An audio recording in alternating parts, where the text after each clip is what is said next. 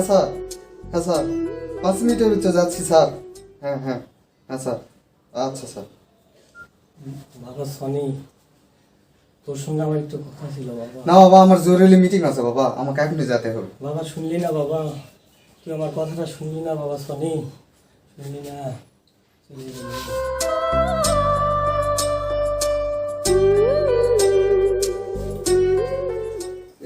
বাসায় তো 10টা বেজে গেল, স্যার তো বকা দিবে। বাবা সনি, তোর সঙ্গে যে আমার কথা ছিল গতকাল, আমি তো বললাম। বাবা আমার অনেক লেট হয়ে গেছে বাবা, আমাকে অফিসে যেতে হবে। বাবা রে, শুনলি না রে বাবা আজকেও? বাবা সনি, বাবা 2 দিন ধরে তোকে আমি বললাম তোর সঙ্গে কথা আছে বাবা, তুই আমার কথা শুনলি না রে। আজকে কি সময় হবে বাবা? কিছু সময় দেওয়া যাবে বাবা, তাহলে বাইরে একটু বসে তারপর ফিরে আসি।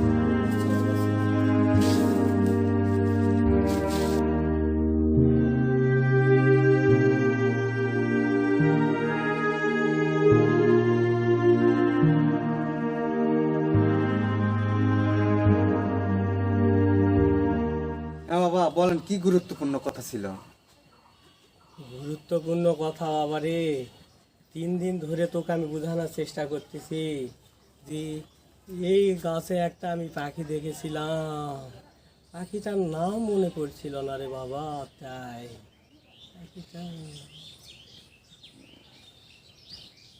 হ্যাঁ বাবা বলেন, কি যেন বলছিলেন?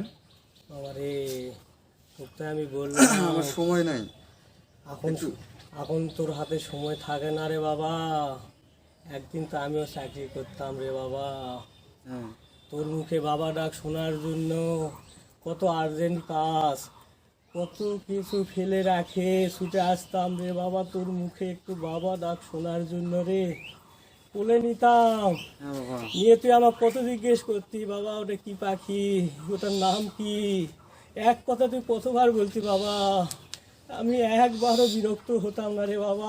ঠিক আছে বাবা, আমার সময় নাই, আমি গেলাম, আপনার কথা শুনছি, সময় এবার থেকে সময় করে সময় দিব আমি। ঠিক আছে বাবা।